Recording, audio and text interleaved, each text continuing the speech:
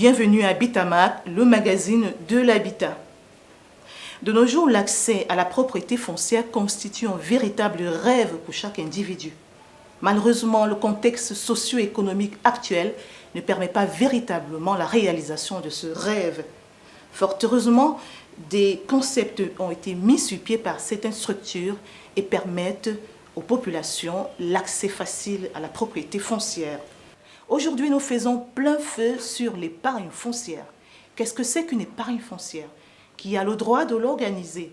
Quelles sont les difficultés rencontrées par les promoteurs? Et quelles sont les garanties pour l'acquéreur? Nous en parlons tout au long de ce programme. Premier arrêt, la chronique.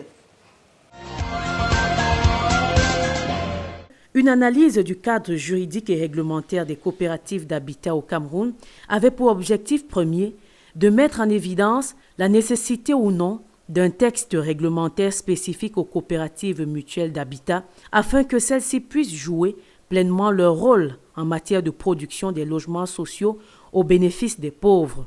Comme résultat, l'étude a montré que ce cadre juridique actuel a permis l'éclosion de nombreuses organisations régies par la loi numéro 22/006. À ce jour, le registre coopérative GIC affiche plus de 10 000 structures inscrites dans divers domaines d'activité, dont environ 3 000 coopératives et moins de 30 coopératives pouvant exercer dans le domaine de l'habitat. Elles sont classées dans le même ordre que les autres sociétés commerciales de promotion immobilière.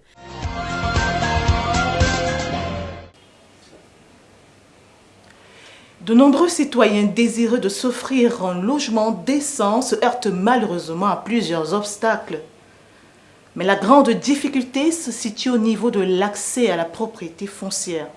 Rassembler une somme colossale est un véritable parcours de combattant. L'épargne foncière, l'une des facilitations offertes aux potentiels acquéreurs, est notre point focal de ce jour. Définition d'une épargne foncière. Pour l'expliquer de manière accessible à tous, l'épargne foncière, c'est de l'argent que l'on met de côté, que l'on garde quelque part en vue de l'acquisition d'un lopin de terre. Donc, à la MUPROF, nous avons deux types d'épargnants. D'abord, ceux qui épargnent pour atteindre le quota requis de 30% du prix de la parcelle choisie, et ceux qui ont atteint cet apport initial et qui font des versements dans leur compte suivant un échéancier préalablement accepté. Cet échéancier va souvent de 2 mois, 1 an, 2 ans et même parfois 3 ans dans certains sites.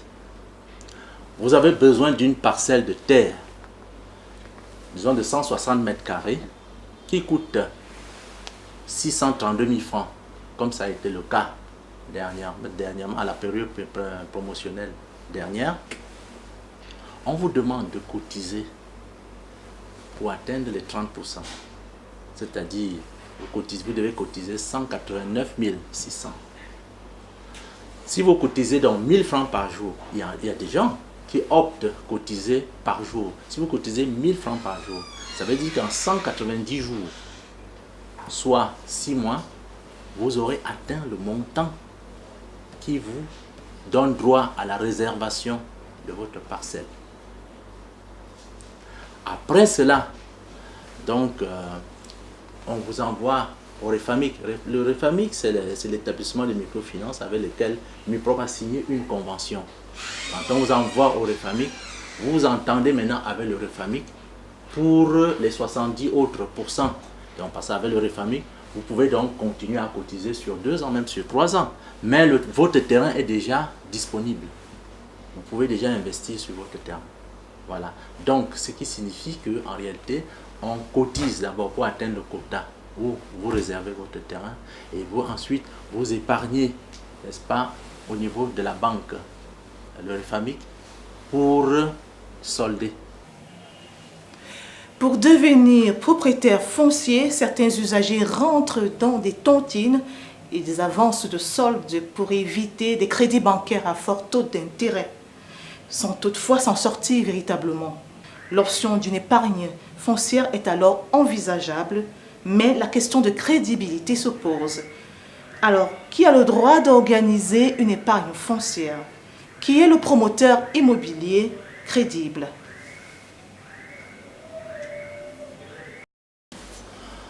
En principe, c'est l'État qui a ce droit et subsidiairement les acteurs privés et les établissements, les acteurs privés tels que les établissements de microfinance ou bien les banques commerciales. Vous voyez? Mais au Cameroun, le cadre juridique n'est pas encore définitivement clarifié.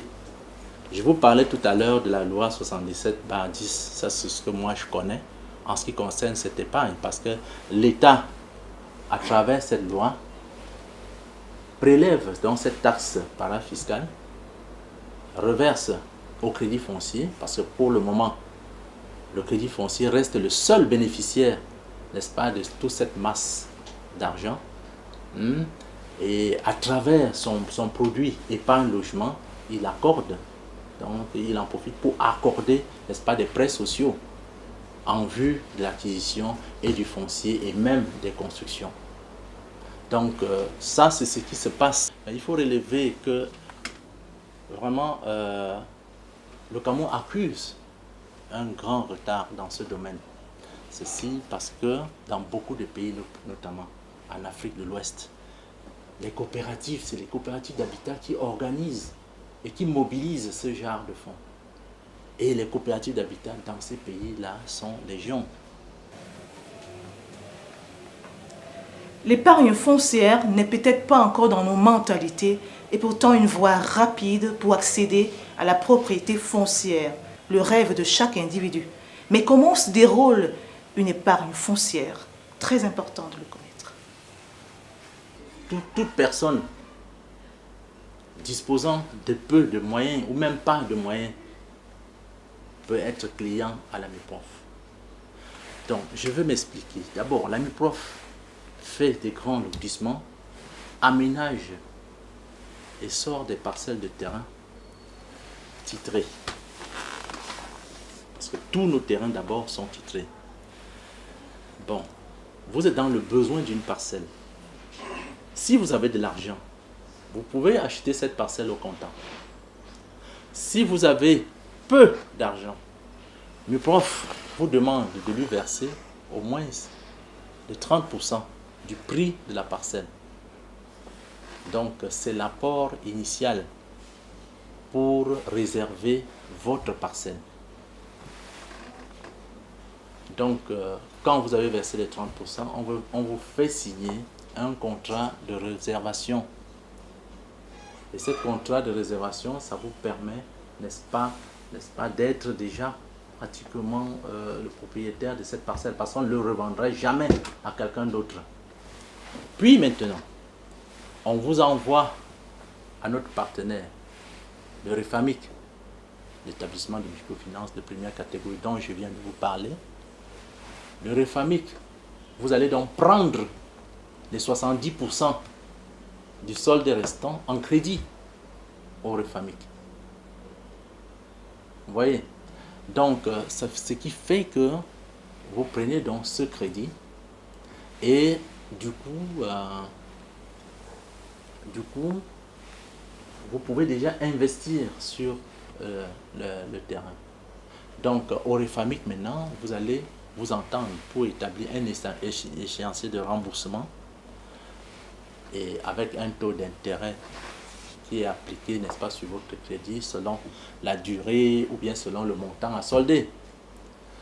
Bien, alors pour couvrir, parce qu'en fait, tel que ça se passe, pour couvrir les risques comme dans toute banque, n'est-ce pas, il y a sous nous assurance ici chez nous qui couvre, n'est-ce pas, ce crédit, et tel que votre terrain, que vous devenez invalide, que vous perdez votre emploi ou bien que vous décédez, votre terrain va toujours vous revenir. C'est nous, assurance, qui s'occupe en cas de risques.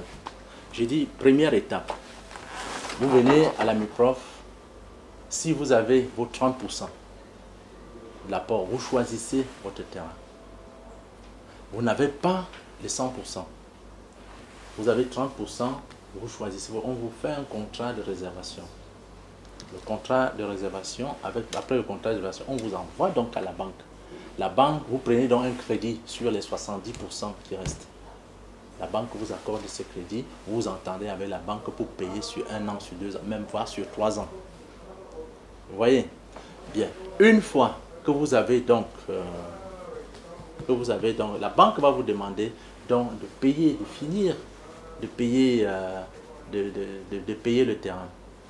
Après que vous avez fini de payer le terrain, la banque maintenant ouvre encore un autre compte d'épargne pour la fondation. On va donc faire, lorsque vous atteignez, je pense, lorsque vous atteignez les 70%, n'est-ce pas, du coût de la fondation, du coup, on lance les travaux. C'est toujours la MUPROF qui lance les travaux, parce que la MUPROF a des ouvriers à la tâche pour ça. On lance les travaux de construction de votre fondation. Et ainsi de suite. Et quand vous aurez remboursé la banque par rapport à votre fondation, on ouvre un autre compte, c'est-à-dire qu'on continue le compte pour l'élévation des murs. Et ainsi de suite jusqu'à l'achèvement de votre terrain. Bon, maintenant, il arrive des gens qui veulent bien avoir du terrain, qui veulent rentrer dans le process, ils n'ont rien. À ce moment-là, on leur demande donc d'ouvrir à la banque un compte d'épargne au foncier. Et là, l'objectif à ce moment-là, c'est pour atteindre les 30%. Parce qu'il cotise petit à petit, et quand il a atteint les 30%, on lui fait donc un contrat de réservation pour la parcelle qu'il a choisie au départ. Il y a des gens qui viennent acquérir tout simplement le terrain et ils s'arrêtent là. Et c'est notre responsabilité de les encourager, de les accompagner, parce que très souvent, vous savez, la maison, ça fait peur. C'est une histoire de beaucoup de millions. Alors que si on s'y prend doucement, donc il y a beaucoup qui achètent juste des terrains et dans leur tête, c'est que bon, j'ai déjà mon terrain et ça va. Non, ça ne suffit pas. Puisque c'est notre rôle. Dès qu'il a acheté le terrain, nous sommes toujours derrière lui. Il faut commencer quelque chose. Et ceci d'autant plus que plus le temps passe, plus l'inflation s'installe et il ne pourra jamais construire. Donc c'est pour cela que nous les invitons à commencer une petite épargne. Parce que quand il aura atteint un montant, la banque donc va l'aider, n'est-ce pas, à combler. Et la MUPROF sera derrière, n'est-ce pas, pour construire rapidement. Voilà. Il faut alors reconnaître que les promoteurs immobiliers, à travers l'épargne foncière, facilitent la tâche aux acquéreurs. Grâce à leur initiative, l'accès à la propriété foncière devient non seulement possible, mais simple, épargnant de tracasseries habituelles. Par contre, quelles sont les difficultés rencontrées par ces promoteurs qui, eux, à leur tour, font face à plusieurs obstacles? Il est grand temps qu'on respecte les titres fonciers. Il est grand temps. Vous voyez, un titre foncier pour l'établir, ça parcourt, n'est-ce pas, diverses administrations jusqu'à la présidence. Et une fois que c'est établi, il faut qu'on arrête. Il ne faut pas qu'une seule personne, à lui tout seul, décide de retirer, d'annuler. Non. Pour ma part, je pense qu'une commission devrait s'asseoir pour examiner s'il faut retirer ou bien s'il faut annuler. Pour qu'on l'examine correctement, ça c'est d'une part. Et de l'autre côté, un titre foncier qui a déjà fait peut-être 2 ans ou bien 3 ans, simplement qu'on passe là-dessus, qu'on dise plus qu'on va peut-être prénoter ou bien... Non, parce que ça nous crée énormément de problèmes. Et justement au niveau de la prénotation, vous vous imaginez, au niveau de la prénotation, vous avez un titre foncier, vous travaillez sur un projet. Non, un magistrat véreux, il suffit qu'il demande à un voisin, quelqu'un qui est au voisinage, n'est-ce pas, de ce terrain, de prénoter le titre. Il va prénoter. Et il va prénoter sans se rendre compte qu'il est comme ça. Mais il s'en fout de tous les projets que vous avez montés là-dessus. Et maintenant, prénoter, c'est vrai. Prénoter, ça ne veut pas dire qu'on l'a annulé. Mais le temps que vous levez maintenant à la prénotation, vous voyez, ça met à mal le client qui vient d'acquérir son terrain. Ça met à mal. Or, maintenant, pour lever maintenant la pénalisation, c'est là que les tracasseries administratives, il faut toutes les magouilles que vous pouvez imaginer. Alors, comment est-ce qu'on peut exercer avec le très peu de sérieux qu'on accorde à des documents protégés par la loi? Ça, c'est d'une part. Deuxièmement, les promoteurs agréés, vraiment, pour qu'on retire un titre foncier, je souhaite que l'État protège un peu les promoteurs immobiliers. Parce qu'en réalité, nous engageons et les fonds des acquéreurs, comme la MIPROF, et c'est même très sensible parce que chez nous, nous engageons les fonds des petits ménages à faible revenu. C'est très sensible. D'abord, nous engageons ces fonds-là. Nous engageons les fonds, n'est-ce pas, des banques de la place. Nous engageons les fonds des partenaires étrangers.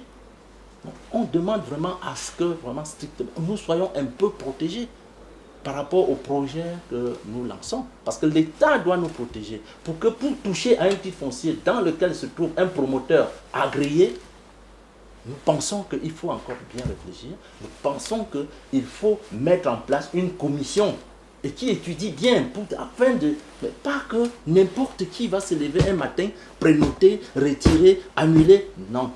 Avec ça, notre activité est plombée complètement. Et c'est ce que nous vivons tous les jours.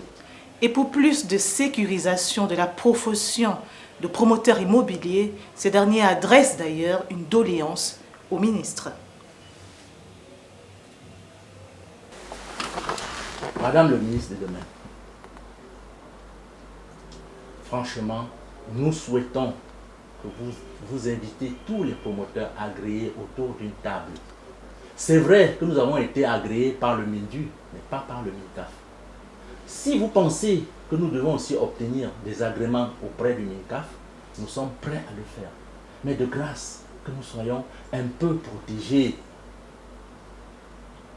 Autour de nous, il y a des charognards qui nous empêchent de travailler, qui nous empêchent de promouvoir vraiment la profession, n'est-ce pas, de promoteur immobilier, qui nous empêchent de promouvoir cette épargne foncière. Parce qu'en réalité, on met en place tous ces mécanismes-là. C'est pour apporter de notre, en ce qui concerne le privé, à la résolution, n'est-ce pas, du déficit aussi criard de l'habitat.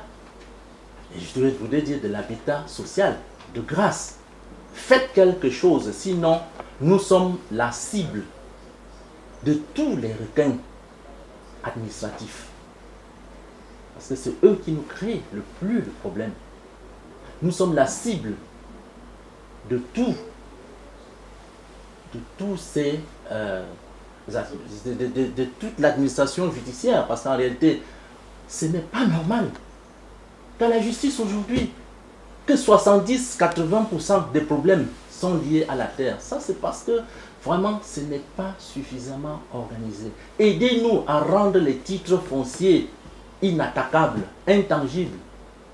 Aidez-nous à développer ce pays à travers la promotion immobilière, s'il vous plaît, madame.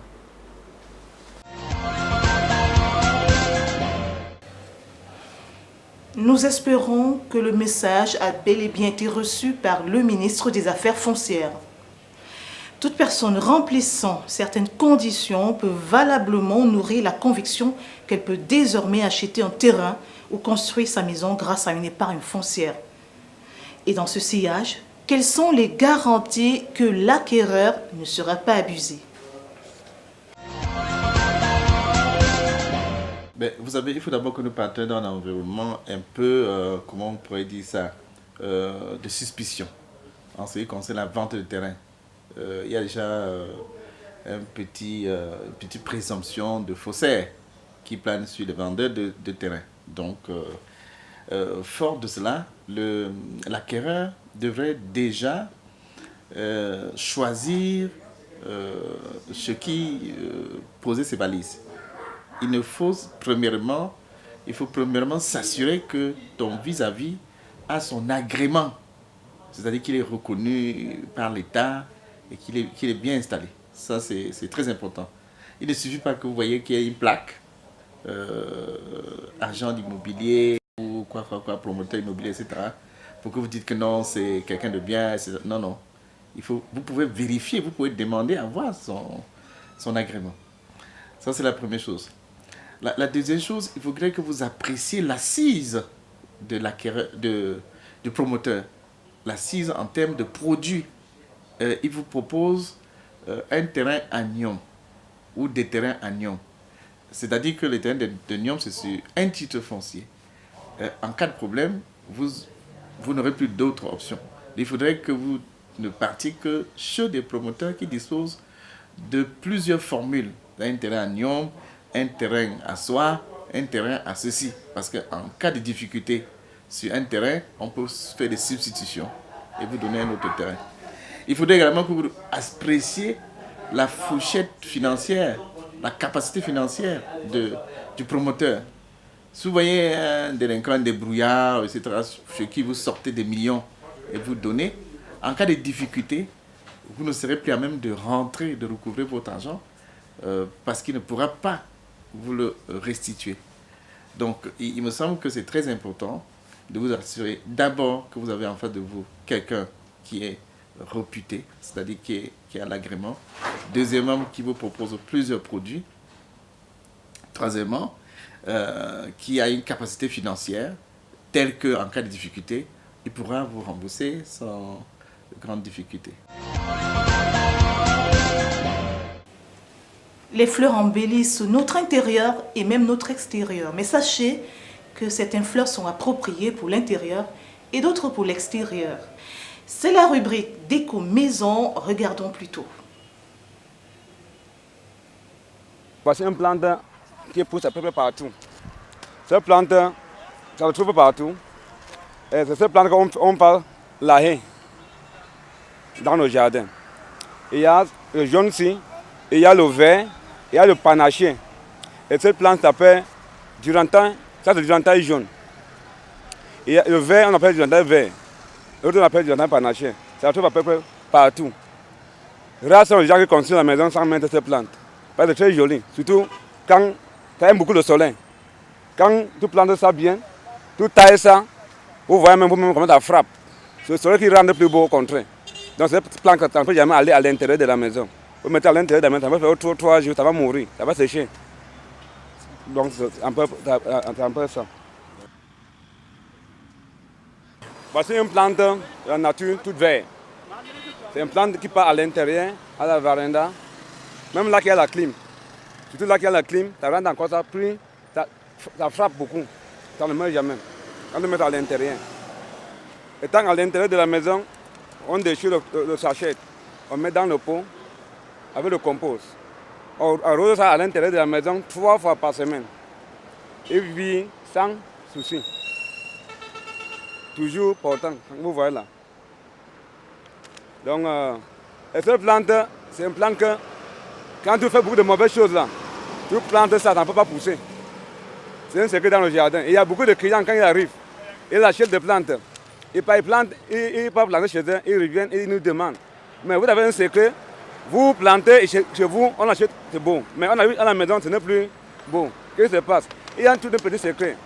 Vous-même, on lui demande aux clients, vous avez besoin de manger, payer votre lait chaque matin pour être propre. Vous brossez aussi les dents. La plante c'est maître humain. Si ce n'est pas bien traité, ça va mourir. Chez nous, si on prend le soin, on prend le temps pour bien traiter le plant. Donc, si on met ça sans les engrais, ça, on ne peut pas créer la terre rouge pour planter la plante, ça donne. Là, la vertu, on ne peut jamais voir. Donc, au niveau de planter, nous, le jardinier, c'est un métier qui ne doit pas faire beaucoup de mal. Tu ne dois pas faire le mal. Ni parfait, mais si tu fais de mal, tu mets ça sans. Tu peux réussir peut-être seulement 5. Parce qu'il est compliqué. C'est un plan que je choisis et le plan ne veut pas ce qui est mauvais.